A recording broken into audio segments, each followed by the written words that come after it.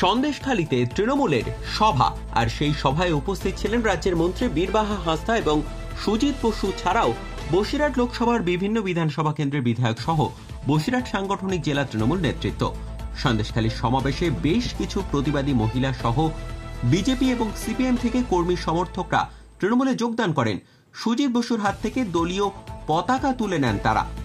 তৃণমূল সূত্রে খবর, বিজেপি এবং সিপিএম থেকে প্রায় 2000 কর্মী সমর্থক এদিন তৃণমূলে যোগদান করেন।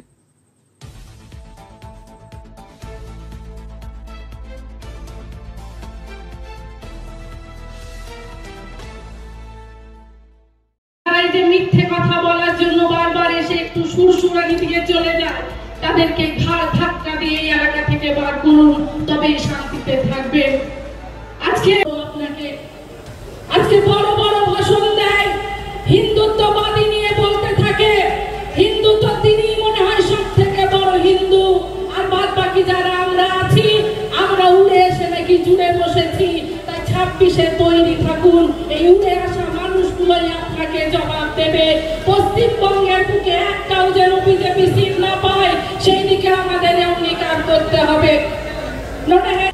যতই আপনারা আসুন, বারবার এসে এই কথা বলুন, কখনো বলেন 200 বার, কখনো বলে আপকে বার 40 বার, আর যত বেশি বলেন তত সংখ্যা কমতে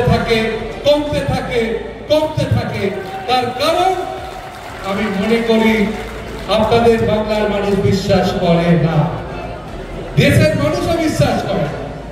তার কারণ যদি দেশের মানুষ বিশ্বাস করত তাহলে 273টা আসন আপনারা পেতেন, 240-এ আপনাদের রথ থেমে যেত না, 240-এ রথ থামিয়ে দিচ্ছে।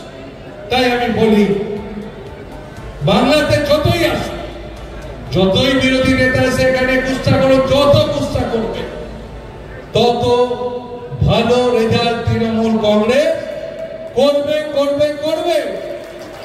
বসিরহাটের 7টা বিধানসভায় আমি বলি, এই মুহূর্তে যদি নির্বাচন হয় 7টাই পাবে, একটা কোথাও বিজেপি পাবে না।